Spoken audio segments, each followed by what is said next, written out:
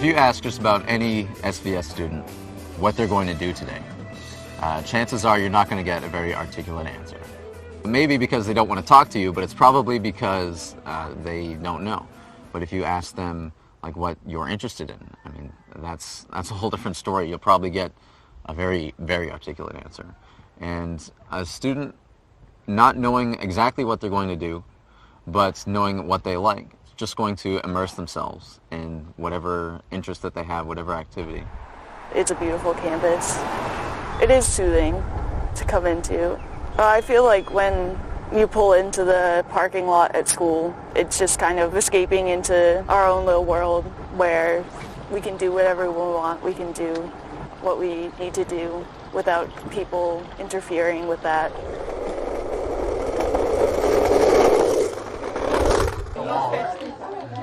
You see how many green cards we have? I gave you all of mine. We have like 20. There's lots of different types of kids who come to Sudbury Valley School. Some have been here their whole lives. Some have just been here a couple of years. I spent 4 years at Sudbury Valley, and in my thesis, I split up those 4 years into a different section because each one I had a uniquely different learning experience, and I had a higher order of thinking every successive year. In my first year, I really spent most of that year just playing video games. One particular video game, actually. A lot of parents and a lot of people who don't know the Sudbury model ask me, well, don't kids just play video games all day? And well, what if my kid just plays video games all day? And I mean, that's exactly what I did, and I certainly have no regrets. I did have a pretty close-knit group of friends who all shared the same exact interests as I did. And we were intensely involved in that community. I mean, it was just like anything else that you would be really intensely involved in. It just happened to be video games for us. How do you control it? Here you go. How will you ever survive their onslaught of death? They're just evil bouncy balls. Why? Okay, I found a safe spot. I actually gotta fix this glitch. Yeah, well, in a couple minutes you'll be blown away by my programming prowess. We studied those video games just like an economist would study the stock market. And I think anything that you put effort into, that type of effort into, would yield some growth in any manifestation. A couple years ago at the picnic, I got together a 5-on-5 basketball game just because we had a lot of players here and it just seemed like a good idea. And after that was done, I realized I had a lot of fun. So when the school year started up, I just decided to start up my own basketball tournament. Hey guys, there's 10 seconds left. No one is forced to play. If you want to play, then we all have a great time. And there's little kids and there's big kids and there's medium-sized kids. We really try and make it as fair as possible. Athletics of the school take a big part in more than just my life. People are running around, playing tag, playing sports, throwing around frisbee, swinging. I mean, when it's sunny and it's nice outside, you see people running around. And when it's raining outside and there's snow on the ground, we still play basketball at school. Can someone take a video? Press the center button and start filming. What? Press what? Center button. Okay. Is it filming? Alright, point at me. Hey. There's escalator rock, there's either lunge rock, turtle rock, and there's another name for it, but I forget. Staircase rock. Justin, what are you doing? Climbing. You're getting up this way. Yes, it's fun. It's me a challenge. This is more challenging. Yeah. What? That? Yeah. I think it's possible. Everything's possible. Yeah.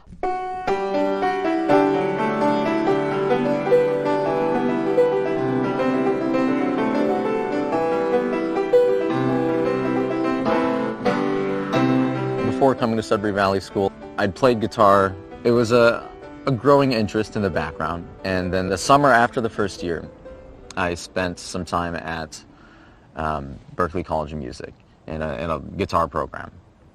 And it was like I had used my ears for the first time. In my second year, I was spending lots more time rehearsing for the SBS music productions that we put on a couple of times a year, and I was focusing a lot on that stuff. And it shifted from that all video games to almost all music throughout that year, and that was my major focus. I really like being able to focus on something that really takes my interest and having as much time as I want really to focus on it or not focus on it if I'm not interested. Upside down. Good. And put something in there. Whatever color you want. I'm gonna mix colors. Can you mix it in here? Good. They actually took away my art program at my old school, and I couldn't get through the day without art, and now I can do it all day, and I have the freedom to do it and to explore different mediums and explore different techniques. And I think that's really important in anything you do, to have that sort of freedom. It's stuck there. I think it's good, Elizabeth. I think what I'm going to do is hook you and June together at this point, because I just wanted to make sure that you were solid with the song, that you're solid. And she knows the piano part. Yeah. So now the two of you will put together an awesome band. Cool. I mostly play classical music. This year I've been focusing on Debussy, Haydn, and now I'm working on a Chopin piece. At the moment I've got most of it roughed in, but I'm just working on this new section that I haven't really looked at before. I love having the pianos here at school because I can play just about whenever I want. There's a second piano up in the barn, so if this one's busy, I've always got another one. So I can practice for 3 hours a day if I want to.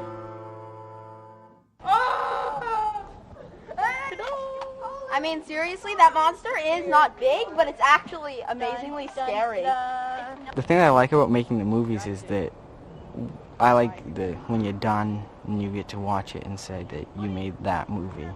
The scene that I'm working on is about where the major gets taken captive by the humongous and is put in with all the other little kids that were taken by the humongous. Well, it first started out as a box, obviously. Then we got some foam pieces. Aaron, what did we do to stick these on? Just duct tape. Duct taped them on. And then we got expanding foam and then had it as a snow monster. And then we spray painted it for the spring monster. Yesterday, when I was filming, I had 15 kids up here. And at times that was chaotic. We're 6 days into filming and we have 3 days left. This is a fundraiser for the Music Corp. All the money that we're raising goes to the Music Corp to help buy instruments and supplies so we can play more music at the school. I know. What? What, pickle? I'm getting one meal, so yes, I am getting a pickle. How much? No. One. Does anyone here want an extra pickle? Take the pickle then. Across the plate? Yeah. I don't like pickles. I love pickles. I hate pickles. I love them. How do you hate pickles? These pickles are awesome. The Music Corp is a bunch of people who like music, so they have meetings, and you can be a director, so you get to vote on stuff for the Music Corp and what they buy, and they have meetings whenever they want to decide something important that has to do with musical instruments or fundraising or something like that. The shows happen 4 times a year, and people start getting ready for them since like the last show. People start rehearsing and practicing and deciding what songs they want. I'm usually in the shows every year, and it's a lot of fun to be in them and see everybody, and usually the whole school goes to them. My third year was a little bit of a contrast to the first two, in that in the first two I had like a hobby that I was doing all the time. I was always busy with that. And then my third year, I spent a lot more time in the sewing room, which is a particular room of Sudbury Valley School that sees like the most amount of traffic, the most amount of conversation. It's a very, very crazy place. And I spent a lot of time in there just conversing and observing and listening to all these types of things being talked about. My most critical thinking was done during that year. I spent a lot of time just writing essays because I had talked so much in the sewing room. We had so many both strange and intense conversations. There was a lot of things that I wanted to not forget, a lot of quotes from the day. And at first I was just like jotting them down, and then eventually I was writing full essays in an effort to not lose any of the stuff that I thought was productive. Well, towards the end of my third year, I came to a couple of conclusions, and I realized that while I absolutely love music, that I wouldn't make a career out of it.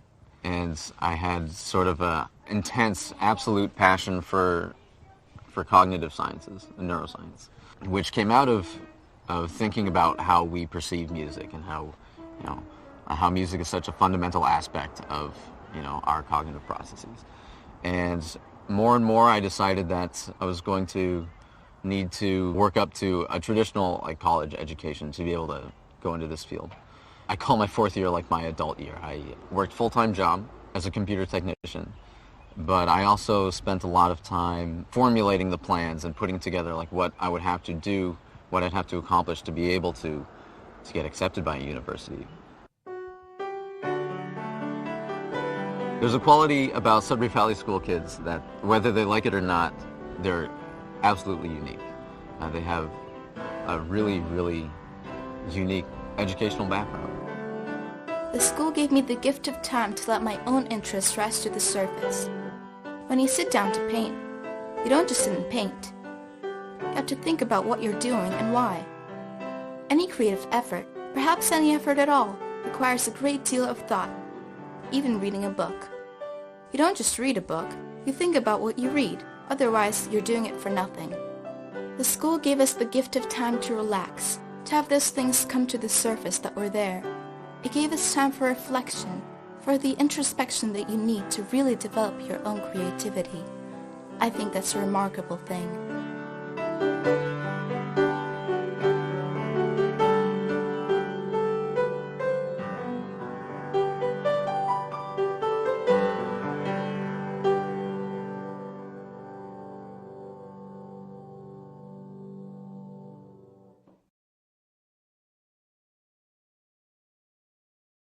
I'll call this school meeting to order.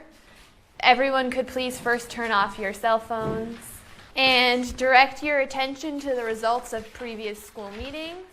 As the chairman of the school meeting, I am essentially the chief executive officer of the school, which means that I do a lot of things from signing staff contracts, and also I'm ex officio on a lot of the important committees, which means that I run a lot of them. I'm automatically, as chairman, a member of those. So things like managing the budget or dealing with staffing and admissions. I also run the weekly school meetings and kind of just help to manage the day-to-day school affairs. Is there any discussion? If not, we'll vote. All in favor? All opposed? Motion passes. The school meeting is extremely important because it's basically what runs the school. Everything is decided in the school meeting. And, we've delegated to the JC to deal with judicial matters, and we've delegated to certain clerks and committees to deal with things. But ultimately, school meeting is the authority. Everyone that comes to the school is a school meeting member. Everyone has an equal vote. And I feel like the community of the school really teaches kids that they're just as equal as any other person here. And I think that translates in the school meeting. It doesn't matter if you're 4 or 16 or 75, everyone gets one vote. Everyone gets to talk, and we're all equals, and we make the decisions together by majority vote. The world and the school is constantly changing and evolving, and we do modify rules every now and then, and sometimes when we change one, we'll realize that didn't quite work out, and we'll go back and amend it or fix it.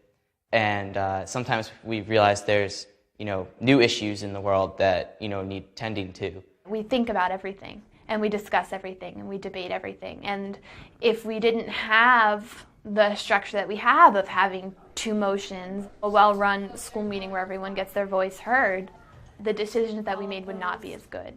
So at every school meeting, we have an agenda like this, and it has everything that we plan to discuss, every item of business. Can we have a report from the clerks? Francis. We have 5 finished, 0 new, and 0 work in progress. So we are now discussing regular JC business, which usually takes about the bulk of school meeting. So the school meeting reviews all the reports and sentences and charges that the JC decided on. And sometimes they decide to change things, sometimes they don't. And we also deal with anything that has been referred to the school meeting. So that's usually more serious cases that the JC has decided they can't handle within their power. And then we move on to second readings, which is motions that we'll be voting on that day. And then written agenda, which is motions that were just put in, so we kind of discuss those and throw them back and forth. And then we'll vote on them next week. And then there's open agenda, which, if there's an issue that wasn't in the written agenda, anybody can bring up. So you can say pretty much anything on the floor. And when that's over, we're adjourned. It's exciting and it's interesting, but the reason that it's the most interesting to me is because I really care what's going on in school. I mean, a lot of people, when there's something going on in JC that they think is important, will go to JC, and the same thing with school meeting. And I think it's really, really great because I learned a lot from being JC clerk, and I am learning a lot from being school meeting chairman, and the whole process is one of the things that people benefit most from at this school. Is there any discussion of the results?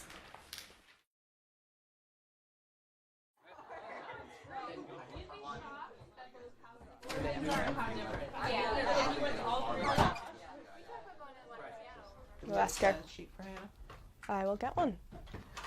All right, we have Isabella. Stand over there. So Danny brought you up in the office yesterday. Isabella was screaming in the office and hall and screamed at me when I told her to calm down. Oh. What happened? Okay. I was in the office talking. The JC is a group of kids and staff from the school, and we deal with when people break rules. And basically how the JC works is that if you see someone breaking a rule or they do something to you that you don't like, you can write a complaint, and then the JC reviews them, investigates them, and figure out kind of what happened and whether they broke a rule or not.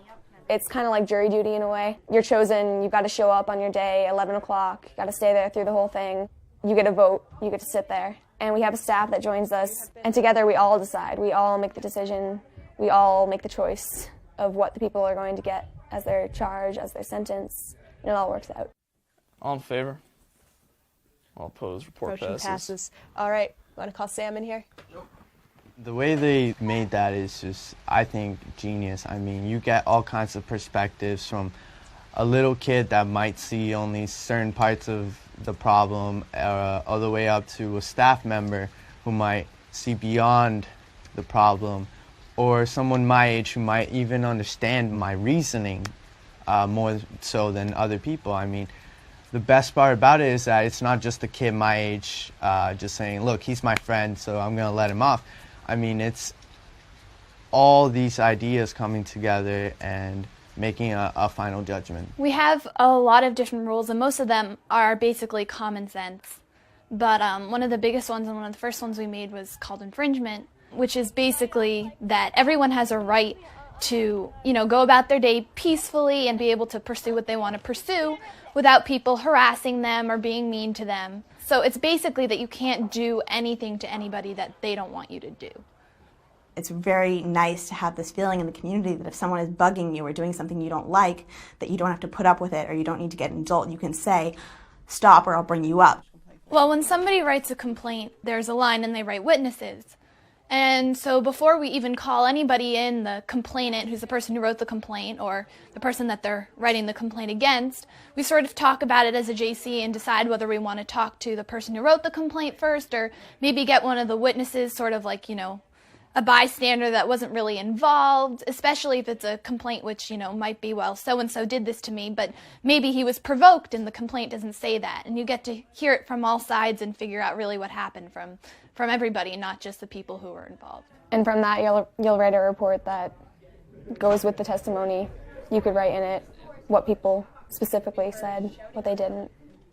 Back in public high school, you do something, and even if the principal might feel like you didn't necessarily do such a bad thing, sometimes he would stick to the rule book and even give you a really bad, weekend of coming to school or something like that when you were just like 5 minutes late to class or something.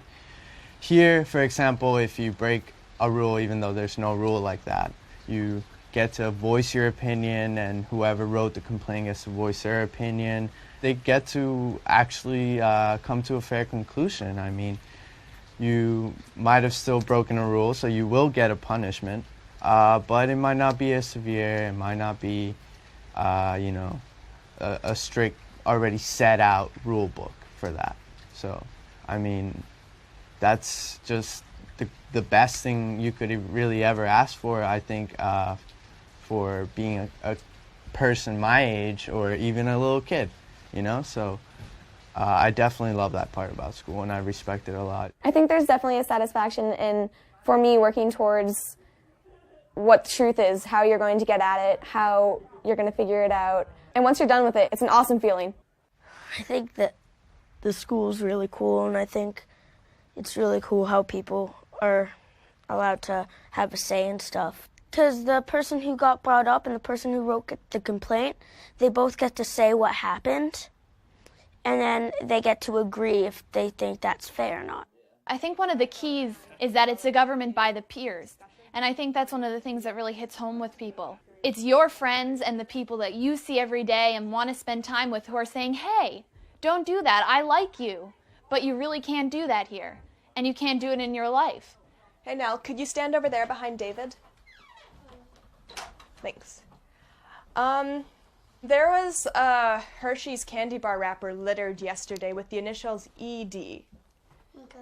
Do you ever get things initialed ED, or is it always ND? We are very clear about our procedures, and everyone knows them from the minute they come into the JC for the first time. It's explained to them, younger kids and older kids, and a 6-year-old is going to understand how to deal with something on a procedural level. They say, this is how it's done, and this is the procedure, and this is what order everything's going to happen in, and they understand both, in the JC and in the school meeting. And if they're going to go into something like that in life after leaving school, or while they're still at school, they're really going to understand that there is a procedure and that they have to follow it and how to follow it. It's explained to them. I think one of the things that sums it up is one of our most important rules is preamble, which says that all school meeting members are responsible for protecting the atmosphere of the school, which is of freedom and trust and fairness and order. That is just how we exist in school. We have a lot of rules, we really do. But all the rules are there to make sure that everyone can exist freely.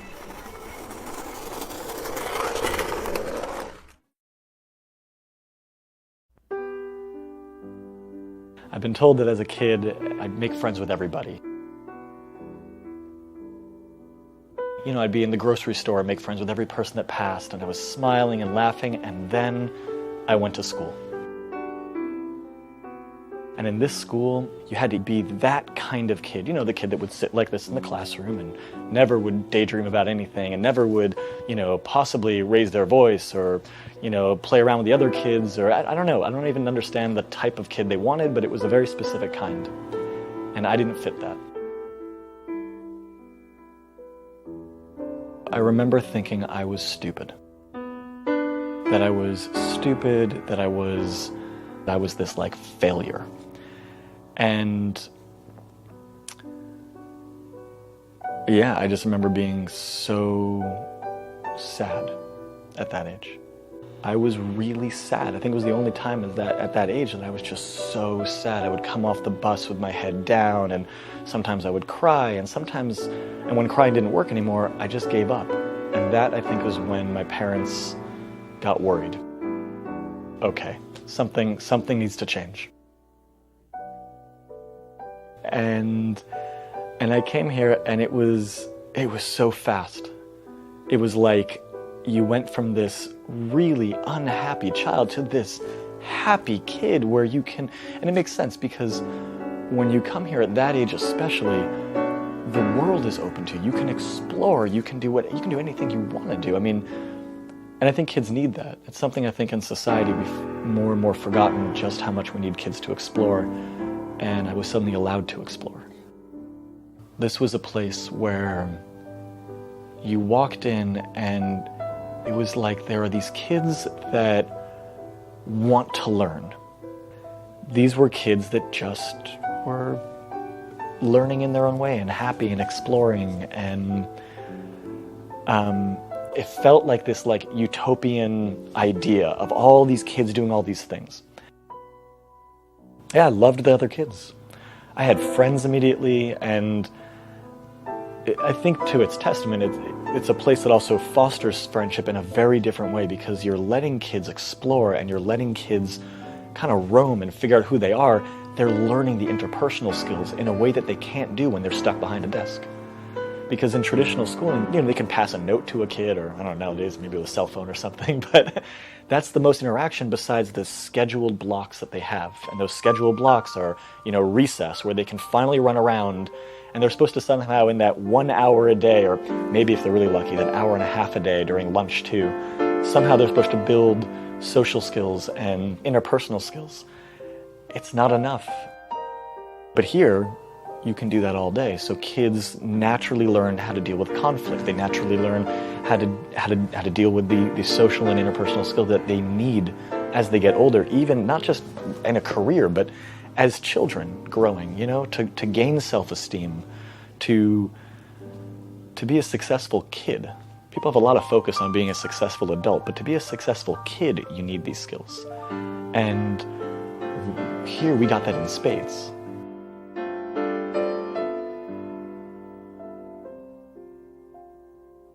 This school caters to all different kinds of kids.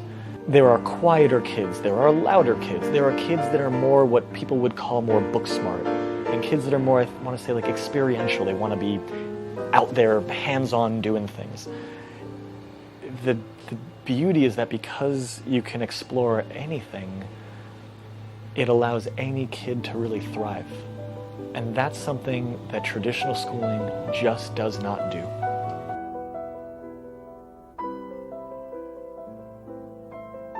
One of the really powerful things about this place is that because you have so many different kids that learn differently, work differently, have different skill sets, you're creating a breeding ground of kids that are learning from each other these different skill sets. And your peers become your mentors as well. That's really important. That's the thing, people think classes don't happen here. They do, all the time. All the time. Kids are learning all the time here, and they sit down and they study here. I went here, I graduated, I loved it here. When I think back on my life, I think these were formative years that were so important to my development and my health and my being, what I consider actually, I think I became a pretty good person overall.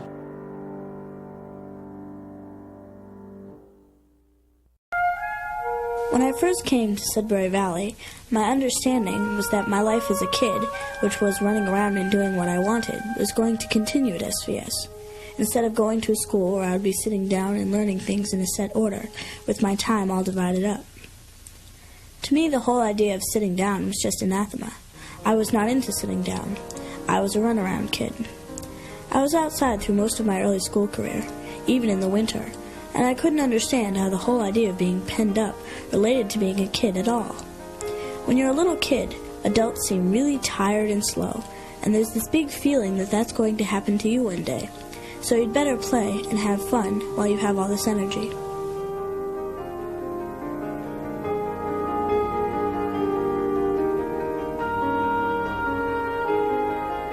When I first started, I remember seeing students draped all over the place. What an interesting crew. I saw people sitting with sketchbooks. I saw people kicking back and reading for the joy of reading.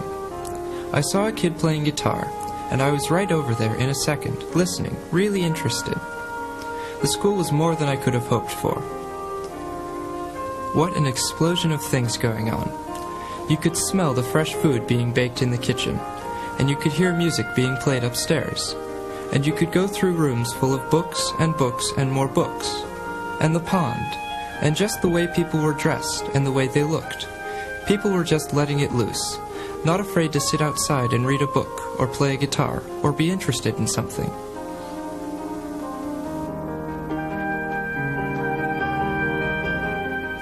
We had our own world. We were solid in our own world. It was a world of children. We were so busy. At Sudbury Valley, there were always older kids who had done things that the younger group was trying to get to. You automatically wanted to be one of the people who could do it too, so you kept trying until you could do it. Everything was always, you have to get one step further. I don't know why. Something naturally makes you want to try, like tobogganing. Instead of tobogganing down this hill, you would toboggan down the hard hill, or you would go over the toboggan jump, or, up at the rocks, you would jump across a wider ravine between two rocks. It was never stagnant. Everything was a challenge.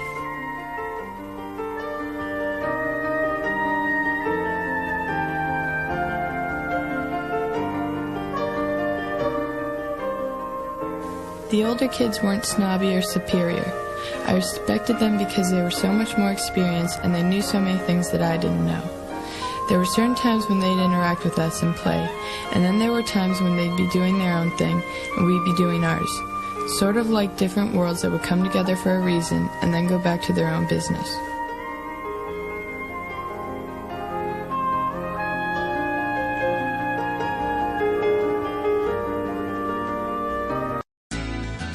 Well, the basic philosophy at Alpine Valley School is we believe everyone's born naturally curious.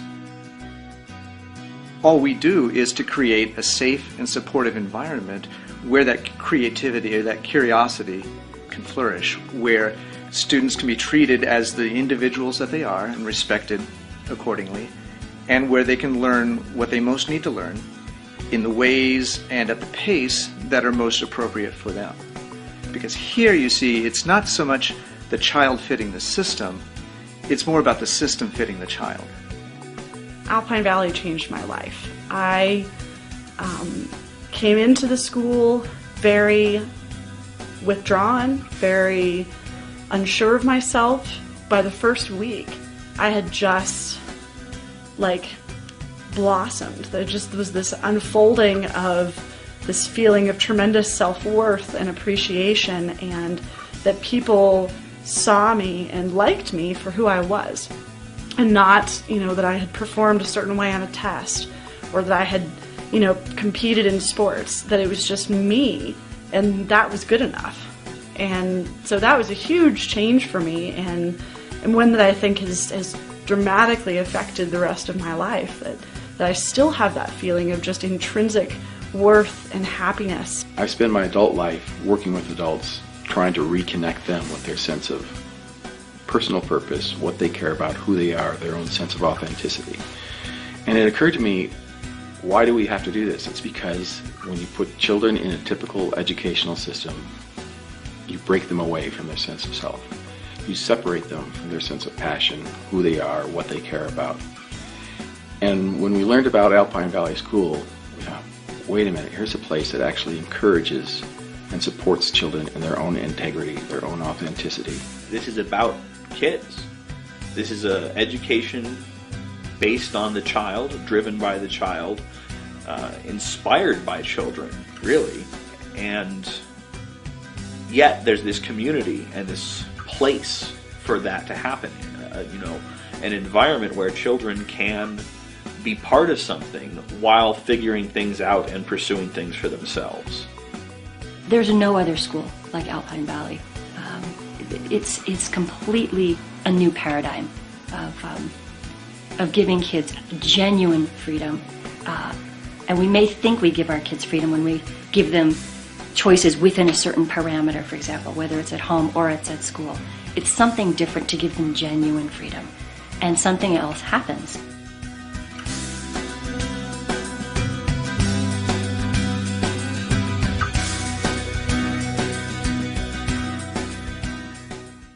Seriously, being at school here, it allows you to think, imagine, research what you like, to climb trees really high. Most importantly, so important that it takes up 2 of my fingers, have fun. I think my favorite thing about being a student here is the freedom to pursue your passions, which is like basically the school. You must just find what you want to do, and it's most likely happening, and if it's not happening, then you can make it happen. So that's the kind of freedom you have here. At the beginning, you're like, instead of doing school where kids do whatever they want all day and everybody's like, fun! As we all have this idea that if we don't get told like what to do and what to learn and how to learn it, that there's no learning, and there is learning everywhere. We're sold on a myth. All of us are, as parents, as kids. The myth is that if you attend school and you get good grades, and go to college and get good grades, that you're guaranteed success in life. I don't want them to become experts in doing what other people want them to do. They have to figure out what they want to do. And nobody can figure that out for them. You need to know who you are, what you want in that moment, have an ability to figure out how to get it. We give kids a tremendous amount of respect and room to figure those things out. I sent her to public school kind of like an experiment. I felt like I sent in this really like filled and happy and joyful human being. The interest in learning totally faded. Her self-confidence totally faded. That's just not the environment here. I saw her slowly kind of coming back out of her shell and just being herself, and what's more important than that? It's a safe community where you can feel comfortable and you're not pressured to do anything. I've always just cared a lot about ending the oppression of young people. We're really about giving people the space, this time where life is the curriculum, this scaled down version of the larger world. You're learning more than you think. You're teaching yourself. I never got taught how to read, and I know how to read. I think the underlying lesson that we have here is a much more positive communication to the kids, and that is we trust you. Like, we have this musical. We found other people who are interested in acting. We found someone to direct it. Now she's a staff member here. She loved it so much she couldn't help but stay. It's definitely a collaborative environment. 1, 2, 3, you're in town! I try as hard as I can because I wanted to do this. I asked to do this. I got into this. I just joined Sudbury this year. I'm interested in digital art. I'm at a place where I can really explore what I want to do, and I can get better at drawing and writing and my photography, so I can really focus on like the creative aspects of things. You develop as a person and not as this whole group of kids in a class learning the same thing. What I worried about the school when we first came ended up being what I saw as tremendous strengths. Age mixing, I think, is one of the best things about Sudbury. I just really like being around like older and younger kids. I don't know. 14. 12. After you're 12. 12. Because there isn't the hyper-competitiveness, and also I think it's closer to real life. Here at this school, all the students and all the staff, we all have equal authority. The school meeting, it's a democratic committee. All the staff and all the students are all school meeting members. It cultivates a very good atmosphere of respect and trust and responsibility. Everyone is a one-to-one vote. As they grow, you see them take more and more control and believe more and more in their power. Caliber of people that come out of Sudbury schools is amazing. They're not adult phobic, they're articulate, they're respectful. And the kids leave this and they do extraordinary things. It's beautiful what happens here. I couldn't have picked a better place.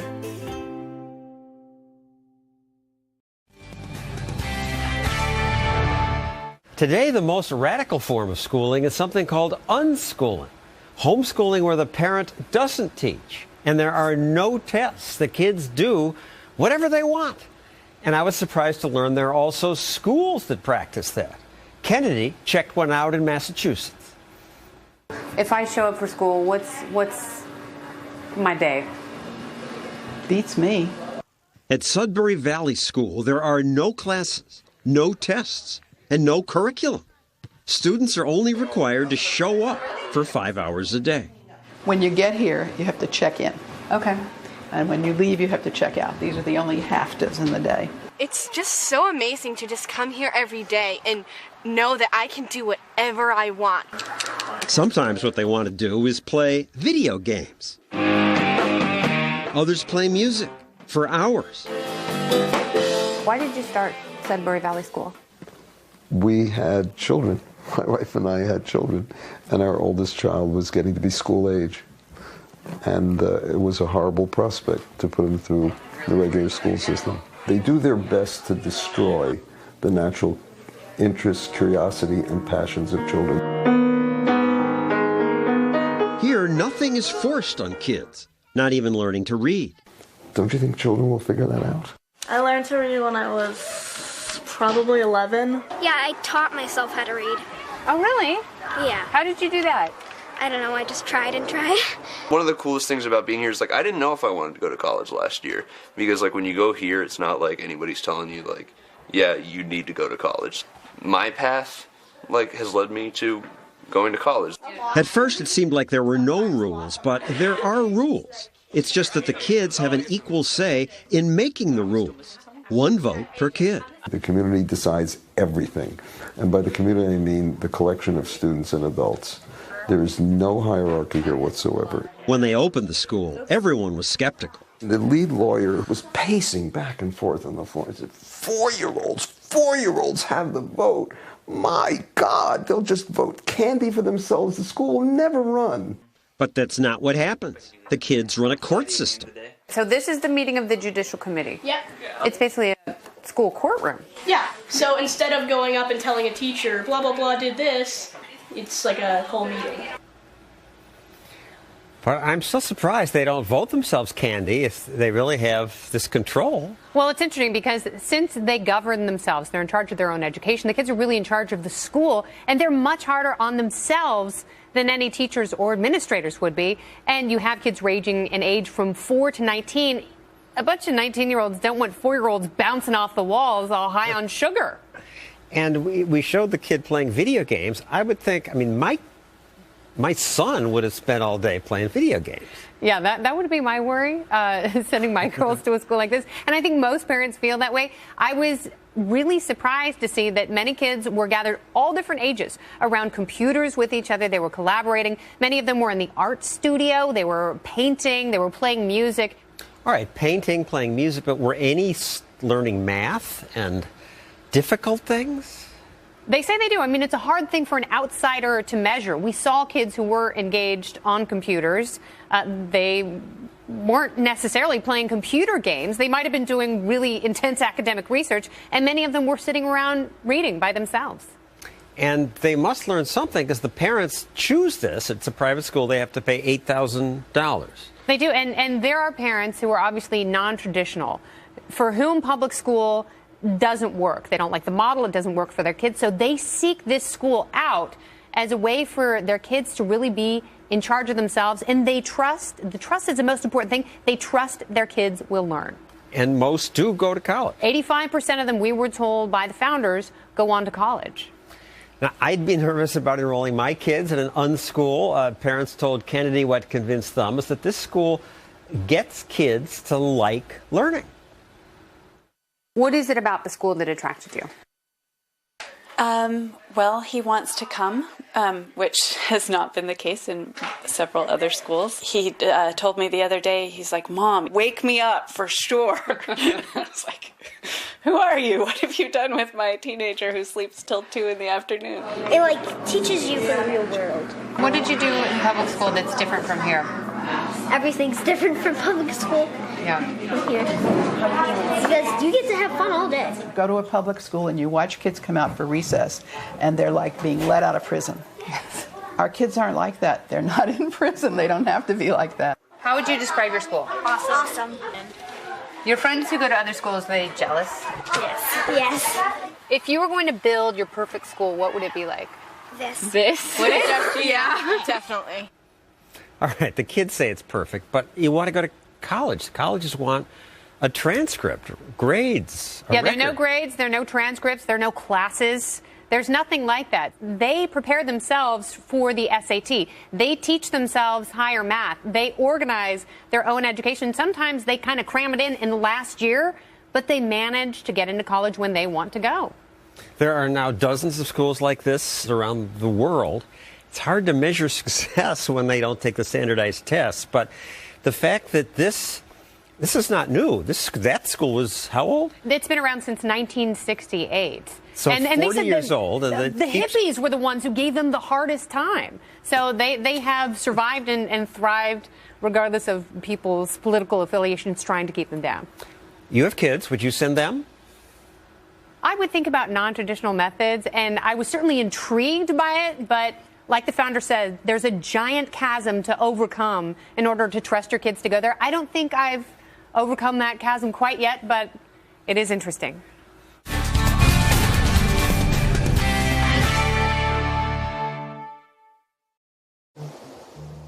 A different perspective on the future is found at this school in Massachusetts.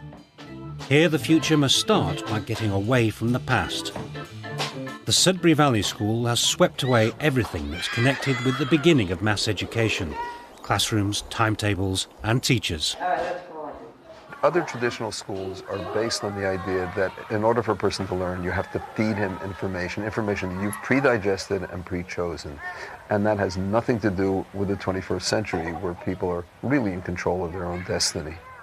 You're saying that model was created for the Industrial Revolution? Well, when the Industrial Revolution started, there were no schools, mass education. That was something that was developed when people realized that machines back in the early industrial age did not have the kind of feedback that machines have today. You had to have somebody man them. They could do just a certain amount of the work, and the rest had to be done by people. That meant you had to get people who were parts of the machine. There are 200 on roll, aged between 4 and 19, and so long as they keep within the rules, they can spend their day doing whatever they please. I don't see any reason to treat children different from other people. My experience is that they're human beings just like everybody else. And to view a child, certainly after they become articulate and they can make some judgment, which is usually about 4 or 5, to view a child as any less competent to make decisions for themselves than adults, it's ridiculous. What are you going to do today? The school is open between 8:30 and 5:30, but children can arrive at a time that suits them, so long as they stay for 5 hours. The freedom and the being able to do what you want, it's all very nice, but what I think is probably what's helped me the most is simply I've actually met people and befriended people here who actually treated me well. You know, in my old schools, for whatever reason, the majority of my friends weren't really friends. Shows your uniform. Oh, yes. It also has increased my confidence. Hi! Do you know there are some people who might be a bit shocked that you're spending the school day playing cards? Bridge is a good intellectual exercise. There's there's some math involved and there's a lot of logic. So it's not just a game. It's useful in learning and stuff too. I'm making the 5th scarf of this week. Why? Because I can, and I just learned how. I like Shakespeare. It's just really cool. You're happy doing this by yourself rather than getting in a teacher? Yeah. It's not that hard. I'm listening to it on YouTube, and I'm also reading it at the same time. Gives you sort of an idea of how you should say it.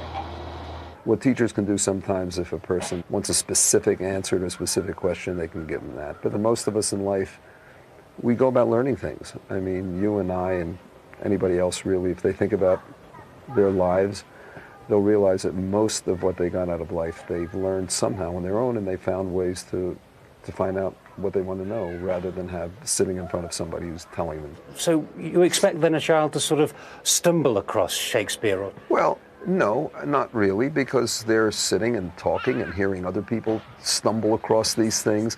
The whole of humanity stumbled across these things. I mean, imagine yourself in Shakespearean England, you know? He wasn't even that much more famous than the other people. All of humanity has stumbled over time, over the kinds of things that we now treasure, and there's no reason to think that people won't pick out of all the world of information new things that people will treasure. There are 11 members of staff employed by the school who keep an eye on the children and their activities. I spend a lot of time walking around and just seeing what's going on so that if people need anything, they can find somebody and get the help that they're looking for. Do they ever ask you any questions? Oh, sure. Sometimes they're more theoretical questions like why are the leaves turning orange, and sometimes it might be a question about what to do about contesting a traffic ticket or pretty much anything. Another member of staff is a former pupil who went on to find success in 2 separate careers, one as a chef and the other as a rock star. Cowboy Mac Bell is on the left as lead singer with the Joe Perry Project. James Brown says, I don't want nobody to give me nothing. Just open up the door and I'll get it myself. That's my philosophy. I try to help maintain the music rooms, show people where the door to the music room is, get them in there, and then I kind of stand back and let them get it themselves. This is a place where the teachers don't do it for you. There's no workbook to follow. It's really learning in the trenches, which more and more with the kind of new business and new possibilities out there, it's a great experience. It's a real experience. No, I never want to break off from you. Next to the music rehearsal rooms is an area dedicated to another popular pursuit, video games. Well, they wiggle when they're shy. Could someone explain to me how this helps you with your learning? I think it helped a little with my reading abilities, because when I first came here, I wasn't very good at reading because I really didn't find anything that was very interesting. And when I first came here, the video games were pretty much text-based. You had to be able to read to use them properly, so I basically taught myself how to read with video games, and with the help of a few interesting books. Books can be found in almost every room in the school, but children are not taught to read. They become literate, like everything else, when they want to. What are you working on? Just a story. What's it about? I'm not gonna say. Pupil empowerment extends to running the school. Whole school meetings make the policy decisions, while a judicial committee enforces the rules. Today, these pupils have been charged with chalking on the pathway in front of the school. The committee decides it amounts to littering. John, how do you plead to littering for driving? Guilty. Haru? Guilty. Lillian? Guilty. All right. All right, all in favor of giving them all outside pickup next available 4 days? All in favor? All opposed? Motion passes. Sudbury Valley is unimpressed by moves towards greater personalisation or negotiated learning. It has to be all or nothing. It's still patronizing. As a matter of fact, it's worse than the most traditional and rigid of the other schools. Traditional schools that are rigid, at least 90% of the people who go there hate them and they know the enemy. A school that is allowing you to have a little bit of freedom, seduces you into thinking that the little bit of freedom where you're really being manipulated is the real thing. And that opens you to being manipulated all your life. The Sudbury Valley model has been adopted at more than 30 other schools, mostly in North America, but also on a smaller scale in Denmark, Holland, Belgium and Germany. Nowhere is it considered the soft option. It's the hardest school to be in, and you ask the kids and they'll tell you it's the hardest school to be in. Why? Because if you're told what to do all day, it's like taking care of you all day, right? You don't have to make decisions. Here, a kid has to make decisions. The kids aren't happy here all day. The kids are thriving all day and they're active all day, but they go through all the ups and downs of mistakes, of learning from mistakes, of falling on their faces, picking themselves up again. It's a very, very hard existence, and they have to prioritize their time, and they have to sit and say, well, what is that I really want to do? They have to really find out who they are. If current trends continue, learners will be taking much greater responsibility for their education. If predictions are correct, technology will emerge to support autonomy in learning at home, in school or in the community. My name is Ken and I'm here to talk to you about Personalisation and technology. Two drivers for change which are coming together and creating the potential to revolutionise education for the next generation. It's really a question of where the personalisation line will be drawn. But more importantly, perhaps, who draws the line? Politicians, parents, educators, or children themselves? School is evil. I do not mean this hyperbolically. It is harmful, built upon questionable ethics, and inherently flawed. But it is so widely accepted as a modern social institution that no one ever even stops to question it. But they really should. Please, allow me to defend my thesis. Our modern idea of school did not exist before the 1890s. The first public school system we would recognize started in Prussia during the time of the Industrial Revolution. It was created by the aristocracy-run Prussian government in order to mold and shape the working class into the ideal factory workers. Before that, there were apprenticeships, small local schoolhouses, and private academies, but there was no nationwide school system with a set curriculum and laws in place to force children to attend. In prehistoric times, humans lived in hunter-gatherer tribes where there was no school system of any kind. Children would go off in groups away from the adults and play for most of the day, usually in games that mimicked the activities or duties of the adults, such as play hunting. Children would mimic the behavior of older children, and who would in turn mimic the behavior of adults, and this is how they learned how to perform the duties of the tribe. Stripped of modern-day technology and culture, this is how human beings are naturally hardwired to learn. Through osmosis, peer interaction, an inherent curiosity, this is how our brains function when we are processing and absorbing new information. School does not work with or accommodate this natural process. In fact, in some cases, it works against it. Human beings are, as I said, naturally curious. It is a trait that is wired into our brains. Like most cognitive traits, it can be encouraged or inhibited by culture and environment, but it is there. This is no less true for children than it is for adults. Most children are regularly asking about the hows and whys of things. They're constantly fiddling with things and examining things and exploring things and smelling and tasting things, much to their parents' worry. More than that, people, including children, are naturally motivated. They like to be stimulated. They like to do well at things. And young people naturally look towards older children and adults to model their own behavior. Little kids try to be like teenagers. Teenagers try to be like adults. Adults try to be like adults. These are the natural tools for learning that we possess. Toddlers are not taught how to walk or talk. There are no programs or curriculums designed to teach them these things. They learn them by observing the behavior of the older children and adults around them, by being curious about what it is they're doing, and by attempting to mimic it. We possess all the cognitive tools that we need in order to learn. Now, obviously, natural curiosity, it's not enough when you're trying to learn something huge and complicated like medicine, for example. You need academic resources and people who have experience to teach you things. And in that sense, school is a wonderful tool. But what is unnecessary is the coercive nature of school.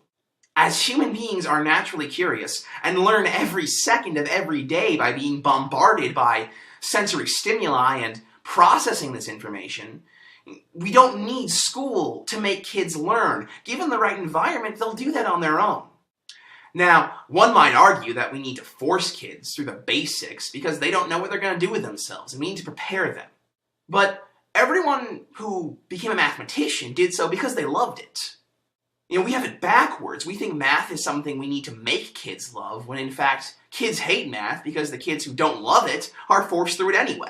And in a free, social environment full of academic resources, kids will be exposed to at least a little bit of everything through sheer cultural osmosis. And those who have an inherent love for it, those who find it engrossing or fascinating, will gravitate towards it and will pursue it on their own. School interferes with the natural human learning process in an attempt to fill a need that is not there. Children, being naturally curious, wish to follow whatever it is that captures their interest to its fullest extent. School gets in the way of this by telling kids that, no, now is not the time to do that, because now we're doing math. Many argue that this teaches children to prioritize, and that may be true, but over a long period of time, this inhibits and deadens curiosity. Curiosity is the most important aspect of learning. School forces children to follow a predetermined curriculum, one determined without ever considering the individual student's skills or passions, and forces them to ignore their natural avenues of curiosity. This inhibits skills and interests that may be enriching and of value to their lives later on. In being forced through this system, children basically have curiosity drilled out of them. Kids are not apathetic or unmotivated or lazy because that's their natural state. It's because they go through a system that conditions them to ignore their curiosity. School also inhibits social development. Children are constantly told, now is not the time to hang out with your friends because you have more important things to do, like studying. Socialization is one of the most important aspects of learning, and having strong social skills is probably the most important aspect of adult life. Being able to empathize with others, being able to read a situation, being able to form strong emotional bonds with other people. Interacting socially is how we learn these things. Socializing with peers is how children build social skills. It teaches them social boundaries. It teaches them how to read the emotional states of others. It also broadens a child's perspective, as their friends will inevitably introduce them to things that they are totally unfamiliar with. And this is especially true if children socialize with other children who are older or younger than they are, something that school discourages. Socialization is completely de-emphasized in school. With all of the work students have to do both in and outside of school, they have very little time to socialize with others. And the culture therein tells them that socialization is superfluous compared to academia. Children lose valuable time they could be spending honing their social skills. And poor social skills are far more detrimental to adult life than an inability to do algebra. In school, you have no freedom, no ability to choose how you spend your day or what you do with yourself. How you spend your day is decided by authority figures who you did not choose and who do not know you. They decide what is best for you, and you have no input. You are not there by choice, but by the will of the state, and the state does not allow you to leave if you choose to do so. School is prison. Human beings are creatures who, by nature, enjoy freedom. It is our natural state. And whether or not there are instances where it is necessary or good to curtail freedoms, and what those instances may or may not be, is a much larger discussion for somewhere else. But the fact remains that human beings are inclined to desire and expect freedom. People are always asking, why do children hate school? Why do they fight being educated? Why do they have no interest in the material? And people are always looking to the skill of the teachers, or the funding of the school, or finding ways to make learning fun. But the fact is, and I do think this is a fact that everyone knows whether or not they want to admit it, that kids hate school because school is prison. They want to be free, and they are not. And society imprisons them, puts them through a lifestyle we normally reserve for criminals, despite the fact that they have committed no crime. We put them through this system against their will in order to get something out of them. We do treat children as our most precious natural resource, but in the sense that we treat them like raw materials to be harvested and consumed, instead of like human beings. Personally, I think that any rational society would consider treating any of its citizens like this to be unethical. Hence, school is evil.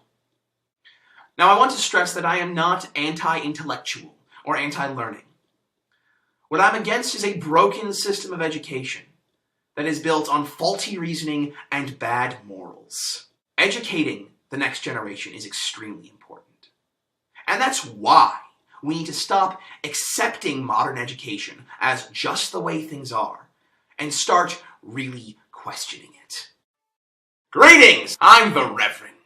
Now, in my last video, I explained how the social institution of school is a wretched abomination. But Reverend, I hear you asking, all three of you, what other alternatives are there? Well, that's what this follow-up video is for. Because here, I'm going to explain to you all about the model of education that I fully endorse, the Sudbury model. So sit back, relax, and prepare to get schooled. I am so funny. The Sudbury model of education completely embraces the ideas of self-directed learning and the basic human right to freedom. Sudbury model schools don't have classes or homework or grades or tests or any academic requirements of any kind. You heard what I said. Kids at a Sudbury school are free to spend their day however they like. And more than that, the entire school is run by a completely democratic process.